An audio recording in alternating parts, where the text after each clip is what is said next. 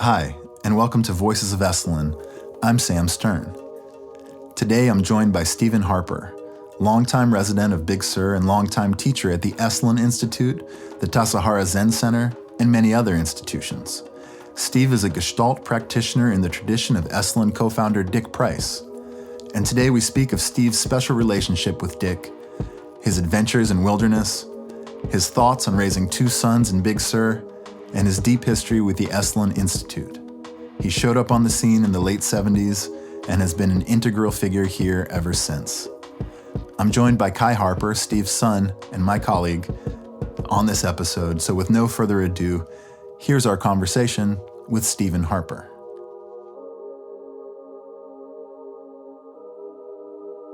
Thank you so much, Steve Harper, for joining us on Voices of Esalen.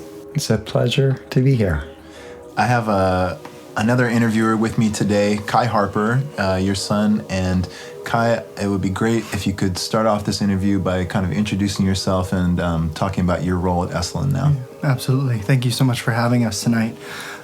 So my name is Kai Harper. I'm Stephen's oldest son. I currently work here at Esalen as a farm, garden, and grounds employee. I have been co-leading and assisting Stephen's workshops for over 10 years now, I realize, since I was 14.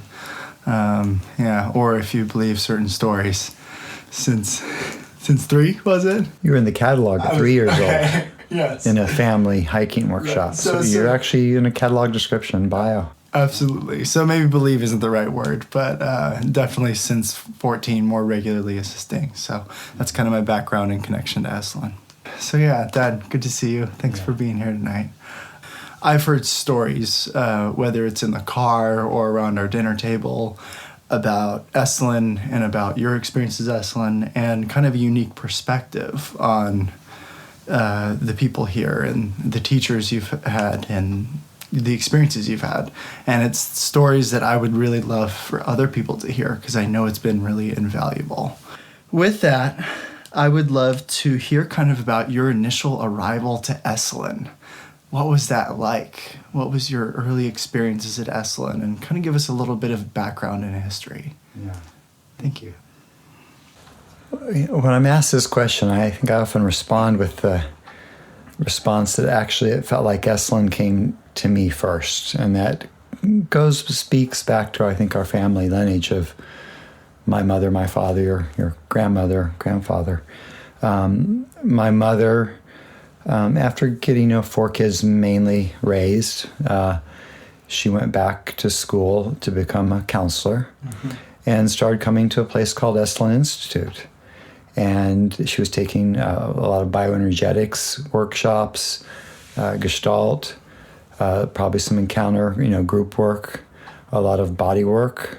And then she would find workshop leaders that she liked, that she goes, this is a good workshop leader. And she would bring them to Tucson to lead a workshop out of our living room, out of our house. Mm-hmm. And on those weekends, I did not bring friends home because how do you describe, some of the scenarios going on, especially as a teenager. My first drive up the Big Sur coast, I pulled down, the road expecting they would absolutely let me in because my mother had taken so many workshops here and she knew so many people that were connected to here. And I had read all the, so many books of different people that were teaching here at the time or even lived here at the time. And I got turned away with the catalog in hand. Turned out that later when I came back, it was Rick Tarnas that was at the gate that turned me away. And that's when he was writing his PhD thesis, which later evolved into other work that he's done. So my early coming here was in the garden, and it felt like an incredible, actually, blessing. Like I lucked out, I felt like. Because not only was I getting to take workshops, and I had my work scholar month, which I loved, and I was able to trade body work, and I also got to learn gardening.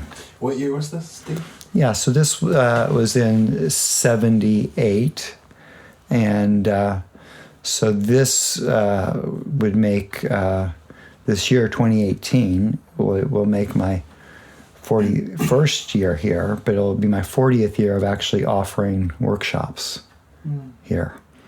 So there's that kind of, piece of history there of when I showed up. And the garden, I was given a lot of, free rein to really take charge of things. And it was in need of a lot of work, and I was a young 22-year-old man that was willing to double dig lots of beds and passionate about learning, gardening.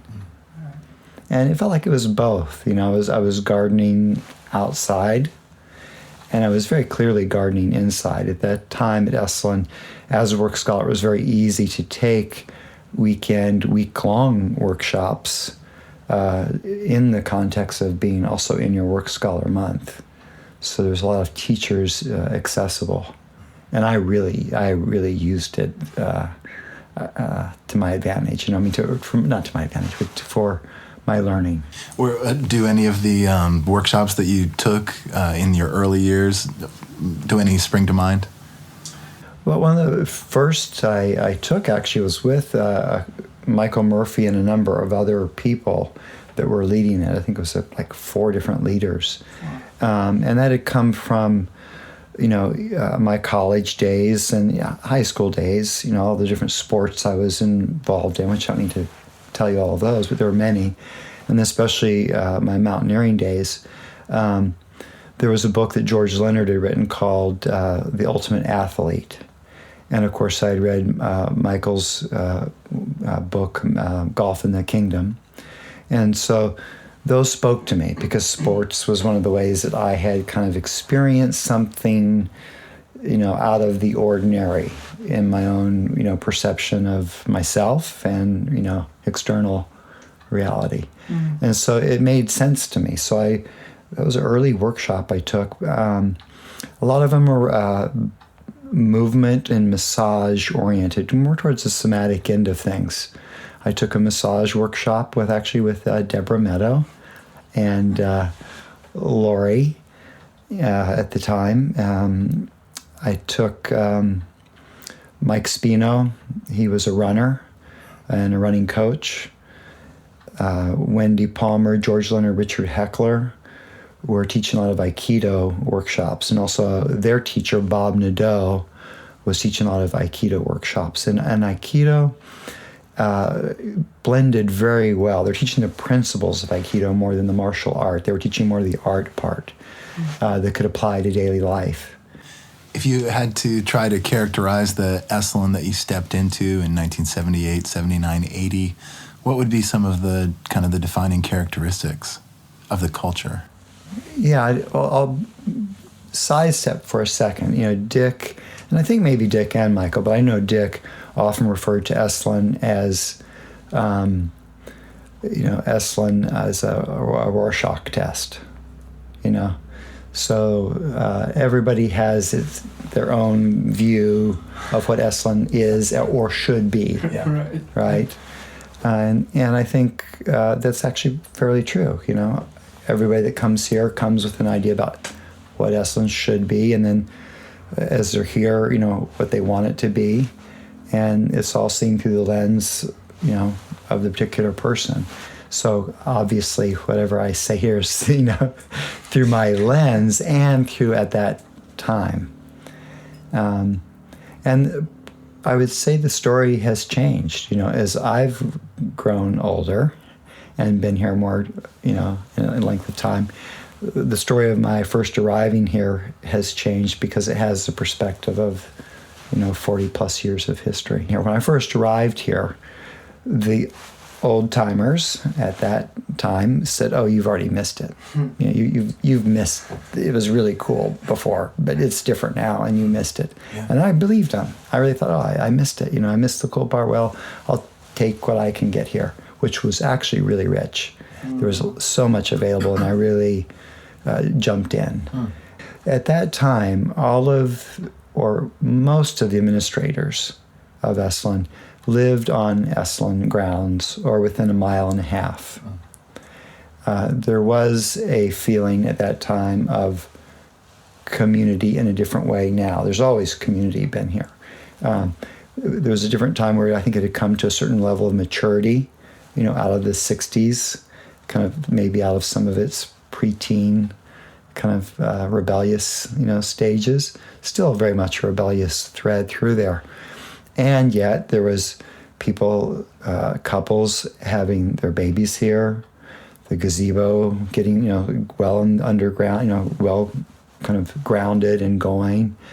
As a young man, to be able to go to births, because at that time, sometimes the births of a new child coming in were kind of a semi-community experience. The mother might invite other people to come in to witness the birthing of this child. So as a young man, to be able to do that, to be able to witness, a baby coming in that was not my own baby, and to feel that kind of ownership in a way of like, oh, this too is my child.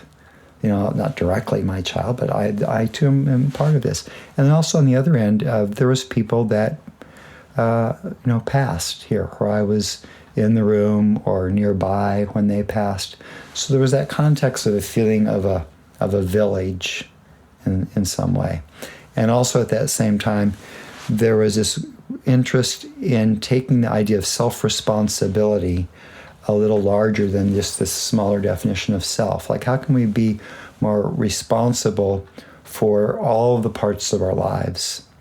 And so Esalen Laundry used to be sent off all the way into town and come all the way back. And so, okay, let's build our own laundry. Let's heat the water, using solar, energy to heat that water, to preheat it before it goes in. This is a time when it was looking at how can we use the hot springs water to heat the pool? How can we use it to heat other units? Could we put wood stoves in other buildings and use that to heat, so we're using less energy? This is when the garden idea expanded to the farm, and Bruce Need put in a proposal, and the two of us were hired to start what I named as Hot Springs Farm. And we cleared that acreage out there. And in that, it was very integral. We actually had breaks where the office, gate, laundry, almost every department had someone come out to help plant the trees that surround the farm. And we dug the holes already and had things prepped, but also at different times, like when we put in, there was a big blackberry patch that's no longer there. We had everything prepped, and the community came out. People from every department, kitchen, everything. One or two folks. So the idea was just to have some ownership and relationship to the land. And the gazebo was connected to that. So the gazebo would come out so the kids could get to learn about growing things. And we built a self-composting toilet. So, a lot of people come to Esalen to learn to deal with their shit. This was literally, how do we deal with our shit in a way that we can make it useful and turn it back into something we can put on, the non-edibles, to nourish them. So it felt like, to me, there was a early renaissance in how can we, not that we are going to grow all of our own food or that we're going to produce all of our own energy. We're going to be self-contained. It was more, how can we be partially engaged in all of the parts of our lives that make up our life, so we know what it means to be alive and be connected to a place, and what that takes to grow food, what it takes to raise a child. It sounds like the time that you were there in the late 70s, early 80s, Esalen took kind of an ecological step forward. I'm curious about the early days, the early decades of Esalen.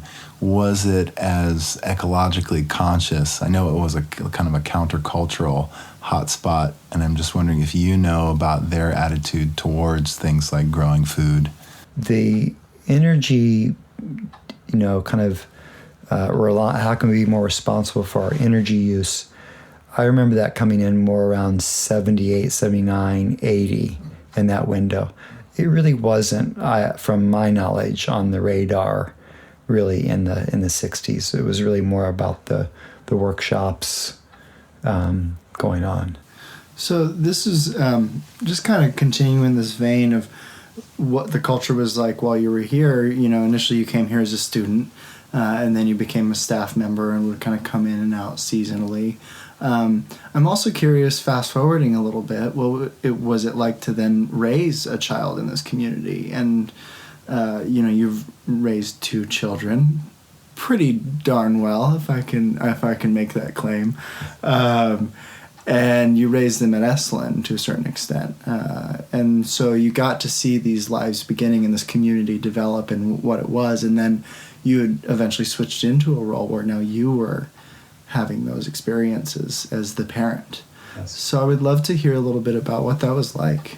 So again, going back a little further, is I did get to work at Gazebo as a young man. And again, what a gift to be able to already engage with, young kids, learn to change diapers and all that, well before even the thought of myself having kids was even in the radar. So I worked 1 day a week for a period of time at the Gazebo, learned to be a tree there.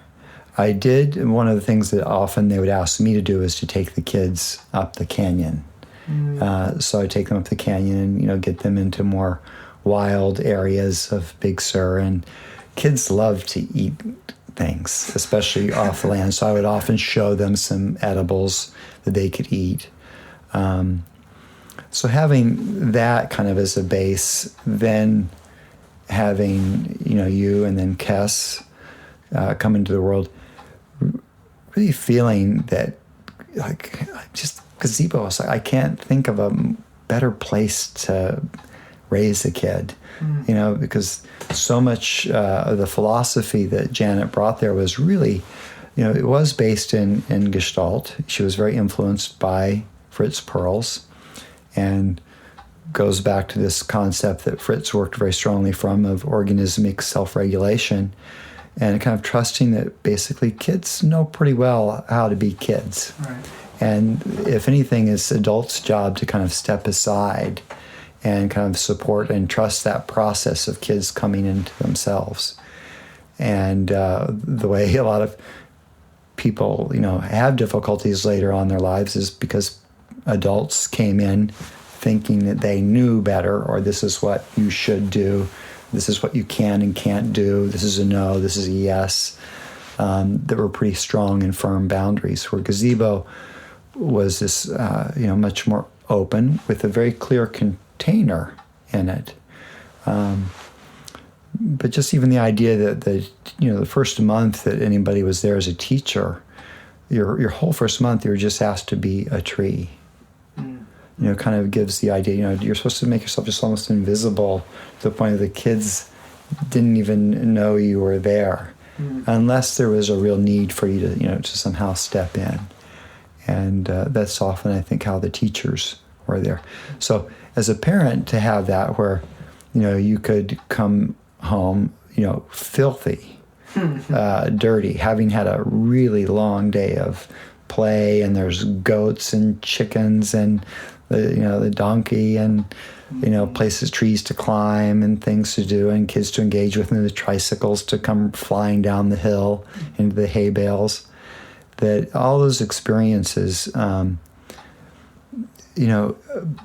built a strong relationship. And I think you probably would say that the people you grow up with at Gazebo, I think those bonds will go all the way for the whole of your life. Yeah.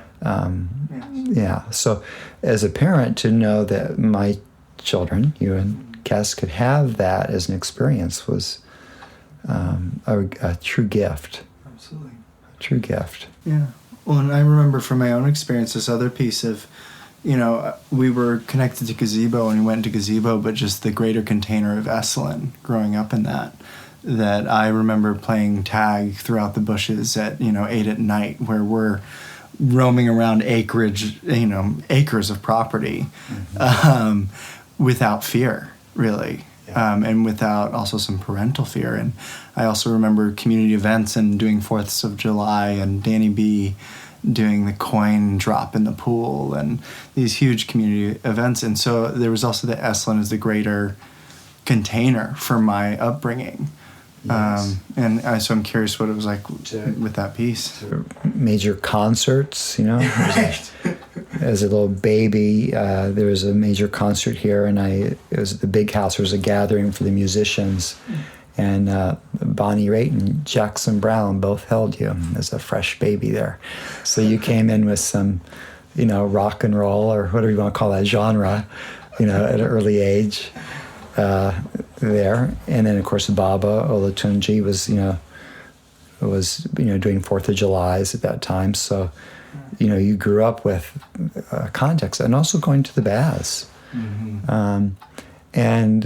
There was, at that time too, before a couple would have a baby, there were blessing ways. And a blessing way was this ceremony when the woman was still very pregnant, and her husband, and often at the south side of the baths, there would be, flowers floating in the pools and herbal tea, and the two parents would get up on a massage table sitting side by side with pillows, and, people, the community would come and make literally, worded or danced blessings for this new child coming in. Mm-hmm. So not only did you have a blessing way, and Kes have one, you attended many blessing ways of people that are now your close friends, that are still here at Esalen now working with you, that you were at their blessing way, kind of welcoming them into the world before they came. Yeah, that whole thing. That's beautiful. Yeah. Thank you. There's a big context. And then there's a larger context of you in Big Sur. Sure. That I think is the larger context that holds Esalen. That's probably another subject, but that also is what you grew up in, is this larger context of Big Sur and the wildness in which our home is located. Yeah. And I actually do have a question going down that, but before we get there, since 4th of July was brought up, one of the things I remember is there were some stilts involved that you had. That was before you were born. Right. There was an Esalen band, and the Esalen band at times really was quite good, some very talented musicians. Mm-hmm. And the Esalen band would play out on the deck, and then Danny Clark would do this version of Jimi Hendrix's Star Spangled Banner, 4th of July, I won't do my rendition of that air guitar-wise. But one of my, pieces is I was involved in a lot of circus arts. And in fact, at one time, I had the option to go to Ringling Brothers Barnum and Bailey Clown College. I got accepted, 5,000 applicants, 50 positions. Wow. And I had an audition, and I really didn't think I would get it. And I just made a commitment to go further with the farm. And I get this call saying, "You're in." And I had to make this very tough call. Wow. So anyway, I had this whole interest in circus arts and juggling. I put up the first slack rope. And it was actually, it wasn't a slack line, it was a slack rope. It was a hemp, rope. And there's even some pictures in the early catalogs of myself and other staff members walking on this slack line. But anyway, one of those things was, among the juggling and things like that, was stilts. And so one year I came out as Uncle Sam, dressed with red pants and this long-tailed jacket that was blue with a top hat like Uncle Sam would wear, and probably some type of, kind of very fake-looking cotton beard, as Danny Clark's played the Star Spangled Banner, that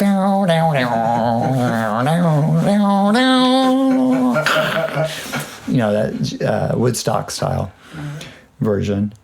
And I would come out, onto the deck, and people would make way, and it was, part of the celebration. And then one year, it was the year they had unveiled the Statue of Liberty, because they redone the Statue of Liberty. So I came out with all these green robes and a lit flaming torch. And I remember partway through this very thick crowd where I could have gotten knocked over very easily. I had this image of me getting bumped and flailing through the crowd on these stilts, with a torch and lighting my robes on fire and running into the band as they, were playing Star Spangled Banner, and everybody thinking it's part of the show. So, like many times at Esalen, I got myself in situations that were unexpected and maybe over my head. Right. I managed to survive them. Yes. At least I think I survived them. Right. Thank you. Yeah. Well, that's perfect. So, yeah, so circling back then from there, we're talking a little bit about the natural container, the Big Sur, really, that Esalen sits in. And this kind of leads us back into you coming in here and some of your early workshops having to do with hiking, and also a bit of your connection with Dick Price. Was this wilderness aspect, was going out in nature and having a sort of communion with nature and the self, if I can use those words. I'm putting them in your mouth. But I have some curiosity around that, circling back to basically hiking and the outdoors and Dick Price. Yeah. So I came, to Esalen, as already spoken about, but when I left undergraduate school, I went to work for a school called the National Outdoor Leadership School, which is probably the premier wilderness education school in the United States. Mm-hmm. I think that's really the case. So I got some really good wilderness training and leading long expeditions. 5-week was the shortest I led for quite a while, 3 weeks in the winter. So there was a lot of time in wilderness. And in that, I saw myself and the participants go through what I saw as remarkable changes. And the leadership, including myself, and the leaders I was kind of learning from, I don't always feel like they had the skills to deal with the inner side. The skills end, absolutely excellent. But the inner side, sometimes if someone was maybe crying because they were really touched by joy, the leader might be saying, it's okay. And really patting them on the back. And really what they were saying is, you're making me uncomfortable crying. Would you please stop crying? And I just had not only just an intuitive sense, but I'd witnessed other things growing up, that there had to be a better way, I felt like, to deal with, to actually support what was going on, not to stop that process. Because again, it felt like this very organismic, natural thing arising. So I originally came to Esalen thinking that I was going to be learning some skills to work with groups. And really quickly, very humbled very quickly, that it was more an issue of me working with myself, me learning about this inner wilderness landscape, and making those explorations, and that the part of being in a leadership role was tossed out the door and even much further down the road. It's like, first the work goes on here, and then maybe it goes into some type of leadership. Right. So in my college days, it became really clear, and certainly before that, in my preteen and teen adolescence angst and all that, nature was a place of solace. Mm-hmm. In college, though, it really became clear to me that nature was a place for me to learn, and also nature was my teacher. Mm-hmm. So both, not just my teacher, but also the church, if you will, or the zendo, or the place of practice, the environment of practice. So coming to Esalen and to Big Sur, to me, Big Sur was not so much about the land, it was really about the meeting of land and sea, that dynamic meeting of elements. And it's pretty hard to ignore if you step out into the wilderness of Big Sur, either on the ocean or in the mountains of the Santa Lucia. They speak pretty loudly. You almost have to be asleep at the wheel to not, have them somehow impact you. And of course, that's shown through so many poets and artists and writers and, people, thinking out of the box, out of the norm of our cultural box, being attracted to Big Sur, before Esalen and throughout Esalen's history. Right. So certainly that, was a big draw for me. The Big Sur wilderness spoke very clearly and directly to me. Mm-hmm. Yeah. And then to the next question of Dick Price, Dick and I met kind of through two ways. One is my interest in Gestalt, and the way my interest in Gestalt kind of really developed was not initially. That's not initially why I came. It was, I want to learn Gestalt. It was me doing a session with Dick that was very, very powerful. It was probably a 2.5 to 3 hour session with him. He would do open seats for the community. And a lot of people would show up, and I came and worked on some, kind of issues, I guess you could say, worked on some, parts of my life where there had been trauma, and it was very powerful. And his ability to kind of stay present with me through that, I think, awakened my curiosity about Gestalt. And then being here, wanting to go out on a hike, so I would ask people, I want to go on a hike. And people would say, go ask Dick Price or go ask Andy Gagarin. So I would ask Dick, where's good places to hike? And he would, give me recommendations. But then after a while, he started saying, you want to come with me? Mm-hmm. And so we would walk, together. Mm-hmm. And that relationship then built upon I would say our two kind of, interests and loves. I became more interested in Gestalt practice and taking practicums with him, going more to the open seats, doing my own work in open seat. And then we would go out on hikes. A lot of the hikes, sometimes most of it was in silence. Sometimes we'd get up at 2 a.m. when it was a full moon. 2 a.m, and we'd do a hike, and we'd be all the way up to Coast Ridge Road at 4,000 feet. And then coming back down, and we'd be arriving back here at 8 o'clock when people were just waking up for breakfast. And so Dick liked to walk often at a fast pace, and I was in great mountaineering shape, and I could keep up with him. And I think it was, I imagine this, I don't know this is the case for Dick, but I think he knew that he didn't need to take care of me. Mm-hmm. And a lot of other people that wanted to walk with him, he had to in some ways be a caretaker of them, just make sure that they didn't, get lost or they weren't getting overexerted, or, there was no overexertion, that kind of thing. So with Dick, I could keep pace with him, or probably even, outpace him if I had really wanted to, but that wasn't what we were hiking about. Mm-hmm. And over time, as I became more familiar with the Gestalt model that he was teaching, Gestalt practice, but very specifically not Gestalt therapy, Gestalt practice, we kind of kiddingly called what we did Gestalt and hiking practice, because we both knew the form of Gestalt, and we both knew the trails very well and felt very comfortable in wilderness. We could be walking along, and I remember one time some process, kind of things came up for me, and it got strong enough emotionally that we just stopped and we sat down on the trail, and he reflected for me, and I kind of did my own exploration.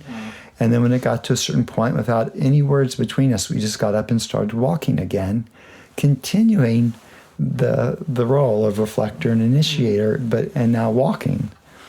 And me moving in and out of different emotional states as that hike, progressed. So there's a seamlessness piece of going out into wilderness and going into wilderness internally. And because we both had the score, we could kind of, move back and forth. And then as I got more familiar and more perhaps skilled, there was times I reflected for Dick, out on the trail. And then that eventually led to us, me making the suggestion of let's offer it as a workshop. So we had a workshop that was called Gestalt and Hiking Practice. And one of the things two things I'm proud of about that one is I wrote the write-up, and I tried to write it in the style that I thought Dick would write it in. And it was the second shortest write-up probably ever in the Esalen catalog. It was 2 sentences. It was something like, Gestalt and hiking can both be awareness practices, period. In this workshop, we will do both, period. And then the co-leaders were Stephen Harper, Dick Price, and Aurora Price. And then I wrote the bio for Aurora Price because Dick had a great sense of humor. So Aurora Price was his Samoyed, or Chris and Dick's Samoyed dog that would hike with us. And so I put her in the catalog with us. And her description was something like, I have to read back, but it was something like, Aurora Price has long white fur, 4 legs, and loves to hike. And what was amazing to me is the first night, some people didn't get the joke. They came wondering where Aurora Price was. And Aurora did accompany us on our hikes, not on the Gestalt, the in room parts of the workshop. She didn't come in the room on that part, but she did accompany us on our hikes. So I think one of my claims to fame, if I wanted to own one, would be I'm the only living Esalen leader that led with an animal in the Esalen catalog. Now, there's been lots of animals that have led at work at Esalen, but I mean a non-human animal. Right. I'm curious. It sounds like there was a lot of common ground between you and Dick, and yet I assume there was about 20 or 25 years that separated you in age. Is that right? That's right. Would you say it was more kind of like a brotherly back and forth, or was there like a father-son element to it at all? It was an evolving relationship. So Dick did not like people putting him up on a pedestal. And in fact, I think I'm pretty certain of this. The last workshop that he had his name listed in the catalog for was a Gestalt and hiking workshop that he died before that one came around. But we had done a number before that. With the Gestalt workshops, he often just had Chris's name in there, and he would show up for them to do parts of them.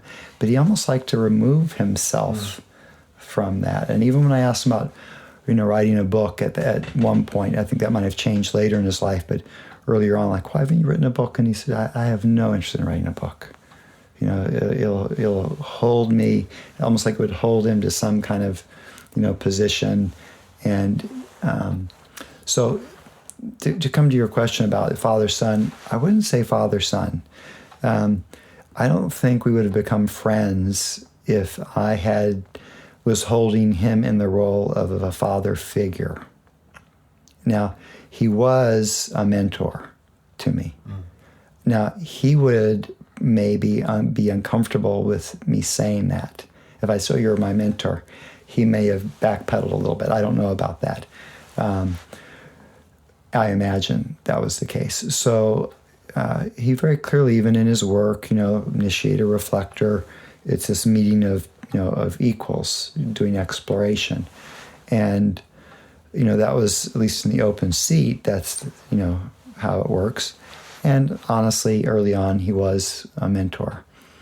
And whenever I would ask him, some question about something that I was really struggling with, he would do the classic Gestalt movie. So I'll put Dick on the pillow. He would put a pillow out and say, speak to Dick, become Dick.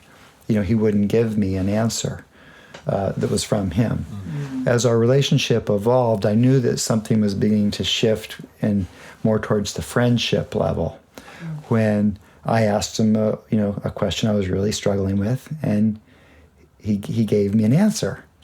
He did frame it. He goes, well, now I'm stepping out of the role of being reflector, and this is me, just Dick Price as your friend, and here's what I think. Mm-hmm. And I think he knew by that time that I wasn't going to take what he said hook, line, and sinker. Mm-hmm. He wanted to know that I was going to be self-responsible. I could hear his thoughts and then take them and use what was useful of that. It would seem to me that it would be a difficult role to be Dick Price living at Esalen, and I know he lived at Esalen for most of the time that he was here, and starting in '62 as co-founder, and I think he passed in the mid-'80s. Is that right? 85, November 25th of 85. How do you think that he was able to deal with the pressures of being one of the decision makers and being the locus of, there had to have been criticism and controversy during the time that he was here and staying here? Absolutely. And that's one of the things that I wouldn't ever want people to think that Esalen had some perfect moment, a perfect history. Esalen has always had some, parts that, it's working out some grist for the mill there. That's, as far as I know, during my experience and previous, that's just been part of the beast of Esalen. I think one of the ways that Dick worked with it is nature, is wilderness. He daily walked for a period of time. I would say most of the time I knew him at least once a week. He would go out at least once a week. And that was one way. He clearly continued to do his own work. He was a continual student. And I think I might have mentioned this before, when people would come to Dick saying, I want to learn to be a facilitator. The first thing he would tell people is, do your own work. Do your own work. Get an initiator seat, do your own work. And he himself did. And mainly it was Chris would sit with him in that, at least during the days I knew him. But before that, he went off and did lots of things with other teachers. There was a period of time he went off to New York with Oscar Chazio, Arika. There was a time he went to India, to see what Bhagwan Sri Rajneesh was up to. So, he was a continual student. Mm-hmm. Yeah, so sometimes I'll come back to your question, Sam, about how Dick dealt with it. There was times he was very, very frustrated, really frustrated. And, even a period where he went up to Marin to see what it was like to just step out of Esalen for a little bit and what that felt like. So I don't want to make it sound like, just hiking and Gestalt and him being a student, saved him. There was times that he really was frustrated with how to guide this big ship that you make a change and maybe the ship has so much momentum it just keeps going in the direction that you're not so interested in. Mm-hmm. And I believe that was the case for Michael and Dick at times. It was, Esalen was a beast of its own and had its own direction that was only partially in either of their control.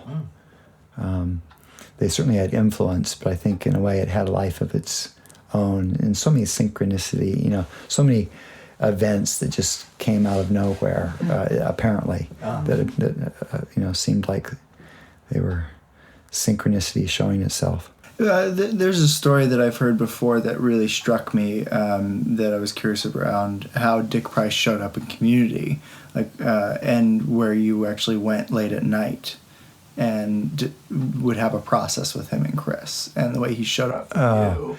Yeah, so there was a way that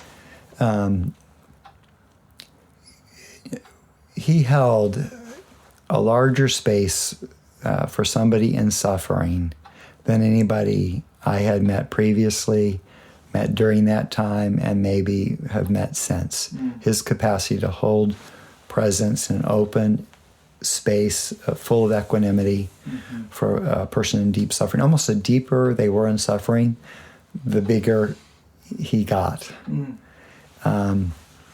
Quite remarkable. And so there were a number of times in the Esalen community where somebody actually went into a psychotic episode, or what would be named that classically. And he set up for those people where the situation was right, and there was many conditions, for that. But he set up 24-hour sitters for those people, and it was the idea that, trusting this process, this break, quote unquote, was actually something of the organism trying to heal itself. And so there'd be 24 hours sitting, and our job when we came in to sit for our 4-hour shift was to just be present with the person, not to give them any advice, no coercion, no analysis, just to be present, protect them from any physical harm, and, hold space. And one of the remarkable things is I remember sitting with a woman that was in quite a psychotic episode, and I walked into the room trying to be like I was, completely comfortable with the state she was in. And of course, it's like having Velcro all over me. And she just like grabbed right onto it and was pushing my buttons.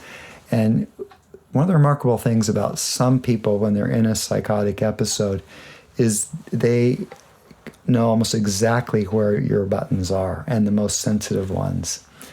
And it can be, like sitting with a really tough teacher, because they'll go right for the most sensitive ones. Wow. Just like that. And so anyway, watching this woman, pushing these buttons, and of course, the more I tried to pretend like I was unimpacted by him, it was more like she just gave her more to grab onto. Mm-hmm. And her quote unquote symptoms, became larger. Now, as the time went on, I did kind of settle and kind of come back into myself and get more comfortable. But what was a remarkable thing is then Dick came into the room to spell me for, his 4 hours. He came in the room and sat down, and her behavior normalized. What we would call, again, quote unquote, normalized. It was almost, he came in there with no agenda, no fear, and this big field of equanimity. There was no Velcro for her to stick to. Mm. And she kind of just shifted. And it was just like, oh, this is very interesting, because this is not about what I say or do in the reflector's role if I'm trying to help somebody. It's much more about how I be than what I do. Mm. And it was really, at first it was almost like, magic. It seemed like, whoa, how can that go on? And I witnessed that more than one time, where Dick did not have fear. He had seen territory much more extreme than what that person was in.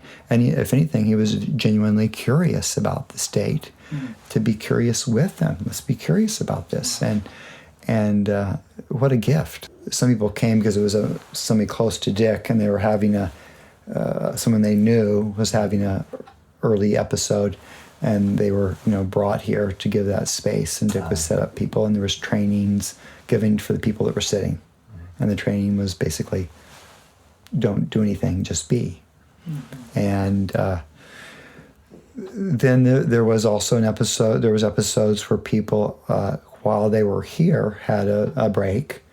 Why that was initiated, I don't know. But I do remember one where there was a woman in the kitchen. She was working as a work scholar, and she was getting further and further kind of out there from what we would call normal behavior. And she really one day went over, kind of the edge, and was standing in the kitchen and telling everybody to back away from her. And I came into the from the garden, because with lettuce that I'd washed and right. to put in the walk-in.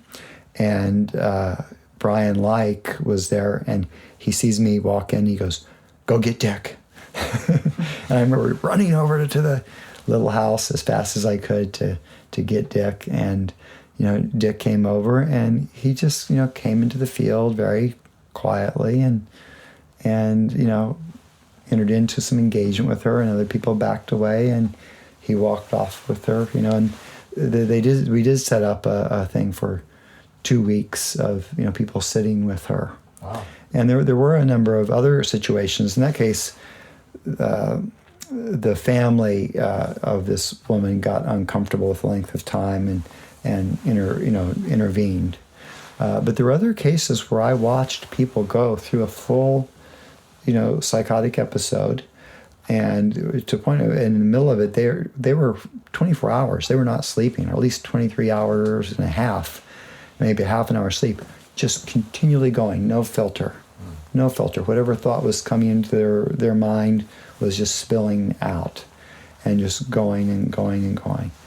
And so from that extreme to watching them come down the other side, and then where they were kind of brought back into the community, and you see them in the lodge having a meal, and then back in. And some of these people, growing into, I would say, actually a healthier person than they went into the break with. Wow. And the idea with that was that, we're not stopping the process.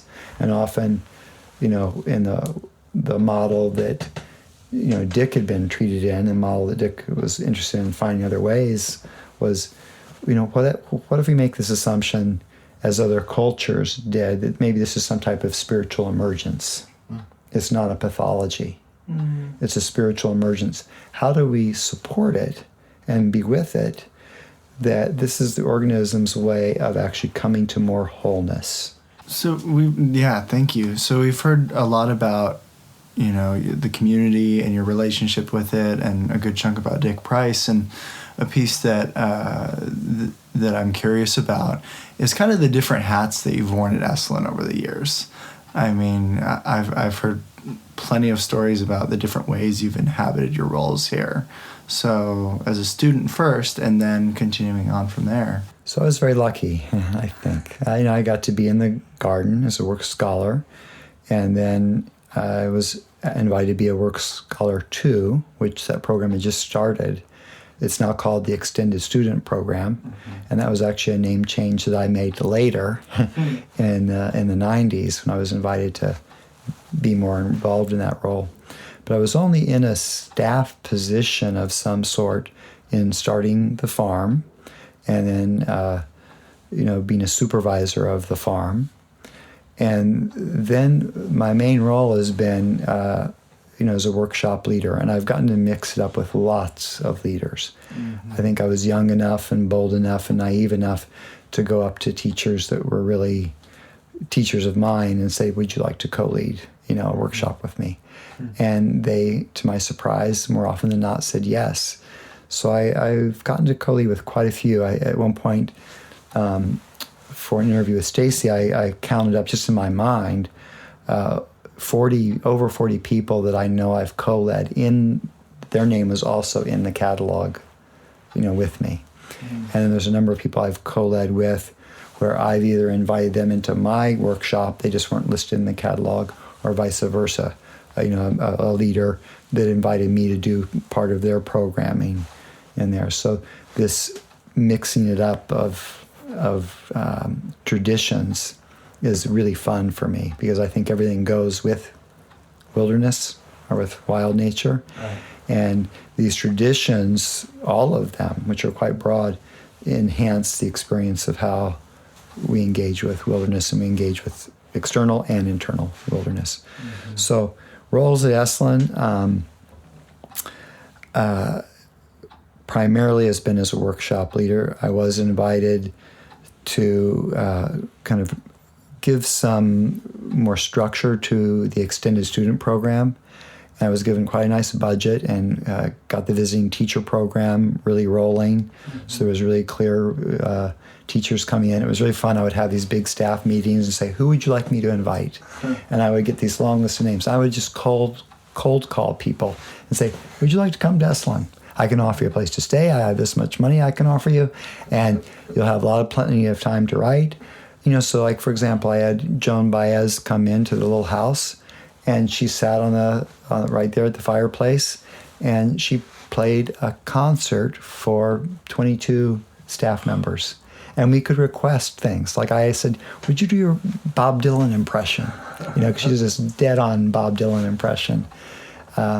So, from her to, just a whole number of features. Like I cold called Allen Ginsberg, and had an hour and a half long conversation with Allen Ginsberg, because he wanted to get all caught up with Esalen, and he was, I want to come. He didn't end up coming. He was actually getting near the end of his life, but he was very excited, and what a gift to be able to have this conversation with Allen Ginsberg. So it was really fun to just, call people up. And a lot of the teachers, they're now visiting teachers still at Esalen, are ones that I initially invited back in, 95 was when that was going on. I was invited to facilitate for Esalen a collaborative decision-making process when Esalen needed to cut 9% of its budget across the board. And the leadership at that time wanted to see if they could do it in a collaborative manner. And so they hired me as the facilitator to come in and facilitate a truly collaborative effort to, how do we shave 9% off and do it in a way that everybody can say yes to. Wow. And to my knowledge, it's the only successful attempt at that. Maybe there have been others, but it followed a very clear map of a process, and it came out of work that I've been doing on the side, outside of Esalen, working with organizations and with a very different mentor that specifically was facilitating collaborative decision-making in very difficult situations. After 40 years at Esalen, what is it that keeps you in connection with this center? What would you say is it that you care for the people who've never been here, hoping that they get the chance to experience it? Or is it that you treasure a kind of a counterculture, being given the space to breathe? Or is it that you love having your son work at a place you believe in? Yeah. The current filter that I kind of run that question through, because it's changed over time. Understandably, at least I would hope it would change over time. The relationship, the current one that I kind of ask myself when each year comes around and it's time to, put in my wish list of what programs I'd like to offer at Esalen, is the programs I'm offering, are they serving the people that are coming? Are they somehow, serving them? And then are the people, maybe this is a selfish one, but I want it to be authentic, are the people that are coming, are they people that I want to be working with? Are they really, jumping into the experiences that I'm offering up and, participating? And then another question is somehow from the experience, the whole of it, are these people impacted in some way where it goes outside of Esalen and ripples on out, so that they step out into the world, and not they become evangelical about Esalen, but more in their being, that they've changed in some way in how they be, that has this ripple effect. And maybe people get curious, like, oh, you seem different, what's gone on? So as long as that can be answered as a yes, that I feel like who's coming are people that I'm really curious and wanting to be working with, that those people are getting something from what I and Big Sur have to offer, and then whatever that is, however they're touched, that goes out and ripples out into the world. If I can keep saying yes to those three, I can say yes, I'd like to keep teaching here. Mm-hmm. The last time we talked, you told the story about Jenny and the 9, which I thought would be kind of interesting to repeat if you have the time. Sure. I think both, as I mentioned before, both Mike and Dick have been frustrated with different directions Esalen has gone. And sometimes both frustrated at the same time and not knowing how to, steer it back in the course that they were more interested in. And I think, after making a certain amount of experiments, Dick got to a place was like, why not just play? Let's just play. Why? The whole thing's experiment anyway. Let's just make it bigger. And he came across Jenny and the 9. Jenny O'Connor was this channel that would channel through automatic writing, and her story was she was channeling, as I recall, 9 entities from Sirius, the star Sirius. So I'm saying this seriously. And so she would channel. And I think that he had an early experience actually with her that was very authentic and genuine, where she told him stuff about previous experiences that he had that no one else knew about. So in that moment, however that goes on, she tapped into some information and even some suggestions about how he might work with some of these things that, to his knowledge, no one else was aware of. So he felt like, oh, she's tapped into something here. And so he invited her to come and be at Esalen in residence. And there was often a place for different teachers to come and be here in residence, which was wonderful. And so anyway, so Jenny was the person in residence. And at some point, he decided to start letting her make, or not her, the 9 make decisions about things. And this, of course, created its own form of chaos. And a lot of people, including me, didn't quite understand this one. Like, I was like, okay, I'll give you this one, Dick, because I have so much respect for you and you put so much into the place. And I really don't quite understand how, you're letting this, entity make decisions about, the direction of the place. But at the same time, it was kind of, like I said, a big experiment. Kind of like, well, okay, I don't get this, but let's see where it heads. Mm-hmm. So anyway, there were people that were let go and were put in positions of power, of, administrative decision-making based on the 9. Mm-hmm. And the farm had just recently gotten started, and they had a whole session where she channeled her, for the garden, farm, and grounds, all of us together.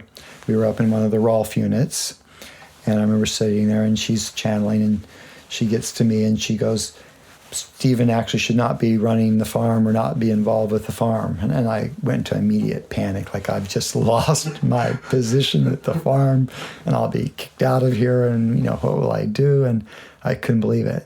But then she proceeded to go, what he should be doing is Stephen should be director of the Esalen Sports Center. And this complex should be built over by gazebo, and we should be inviting the top people in sports, and sports as Western yoga. And Stephen should be the director of that. And I'm going, yes! Sounds great to me. And there actually had been an Esalen Sports Center, up at the San Francisco Esalen. And again, one of the things that drew me to Esalen was that. So I was like, yeah, I'll take that position. But that one never came to be. I remained in the farm until I decided it was time for me to kind of move on from the farm. Yeah. Yeah. The 2 times that I was on staff, the farm was a full-time position, I made the choice. I got to a point where I felt, okay, it's time for me to move on. Because I had seen what I thought when I first came to us, a lot of people that were on staff that kind of went on, to my judgment, right or wrong, went on cruise control and weren't really taking advantage of the place. And I got to a place where it was, okay, it's time for me to move on from the farm. I've done what I can do here. I've learned some really good things. How many years did you do it? The farm was about, close to 2 years. Uh-huh. And then it was time. And then I was asked to take on a part-time position. That was a position in 95 of, kind of really designing a program for the extended students, because there really was no program. It was just like, do whatever you want during the 9 months. And then it became 12 months. And that's when, we put advisors in place. There was a welcoming thing. I used to do regular dinners that were just for the extended students. There was a welcoming party and actually a party also, not a party, but a celebration for them going out into the world. Mm-hmm. And there was a workbook. I called it the Extended Student Work, Cook, and Playbook. Mm-hmm. And it had things to work with your advisor. There really was some programming for the extended students. So it wasn't just this kind of plopped into the middle of, this thing. That was a part-time job. Once I got up and running, and to make bigger changes, we would have needed to make changes in the Work Scholar program. It got to a point where it was clear no more changes were going to be made. And it was just now operational. And at that point, it was like, okay, it's time for me to step out. Someone else can run it and operate it and oversee it. The interesting part for me was developing it and kind of co-creating with the community and the extended students. So I made this joke before about how it would feel for your kid to be doing what you do, but I'm actually curious, what is it like for you to have Kai here and see him kind of working at Esalen and developing his space here? Mm-hmm. Yeah. What can I say? I'm very proud of both my sons.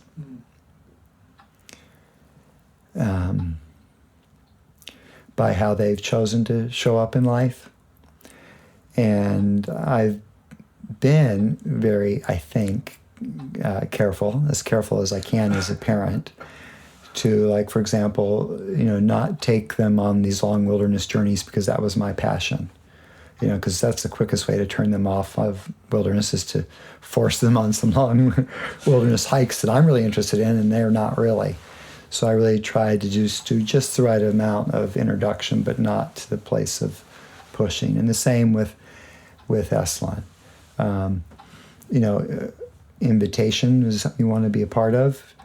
If not, that's fine. You don't need to be. If you'd like to, great. Mm-hmm.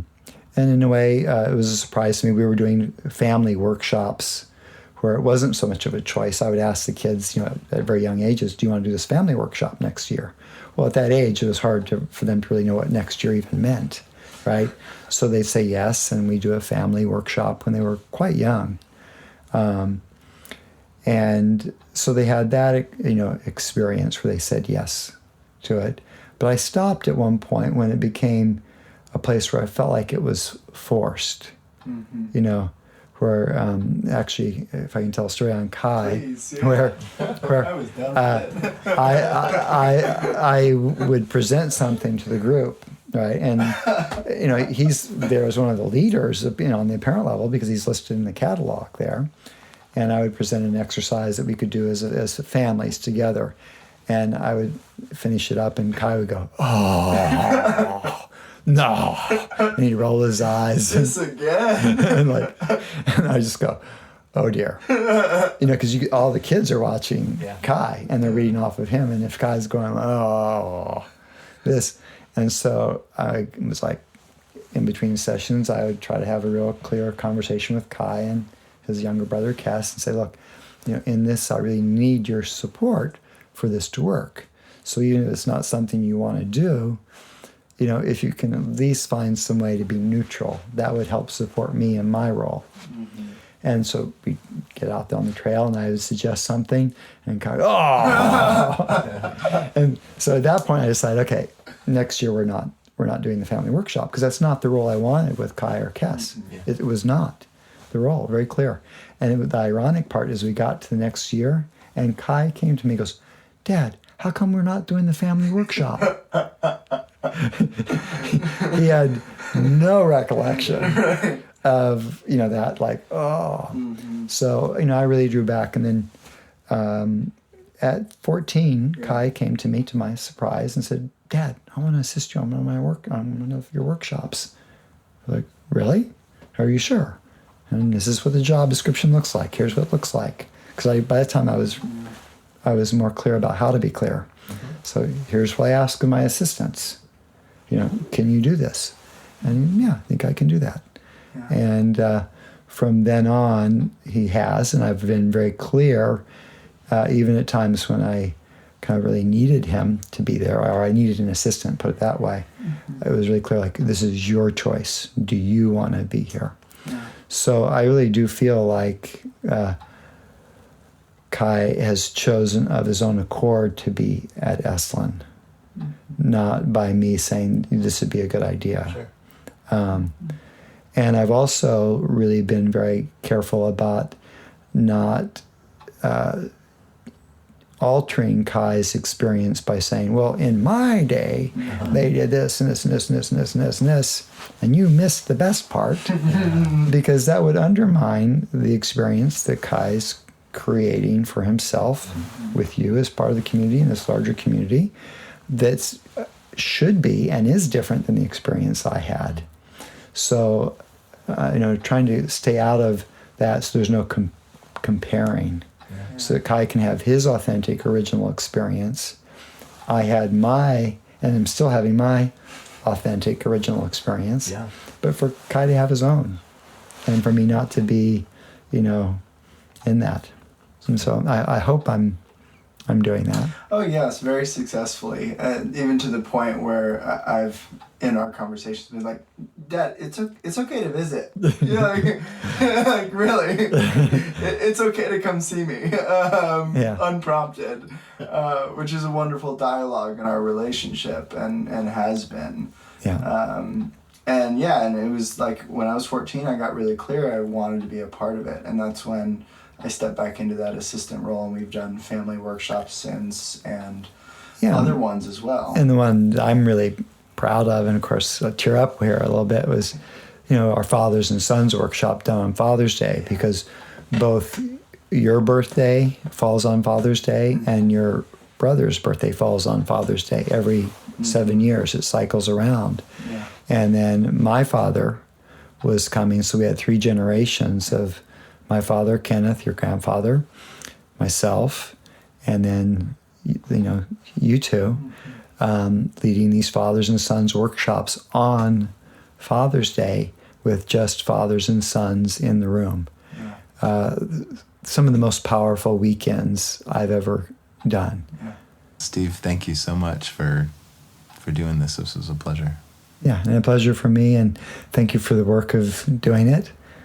And there's a vehicle or a venue for voices of different people at Esalen that make up the Rorschach of Esalen, the inkblot of Esalen.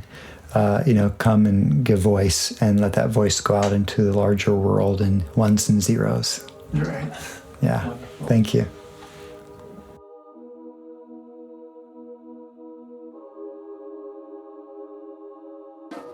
Thank you for listening to Voices of Esalen. Today's show is produced in conjunction with Cheryl Franzel, Geraldine Hess, Lori Putnam, Shannon Hudson, and Ian Golden. Our music is by Nico Holloman. If you'd like to hear more episodes, please find us on iTunes, and if you like what you're hearing, take a second to rate us and write a review. You can also find all of our episodes at esalen.org. That's ESALEN.org. Until next time, be well.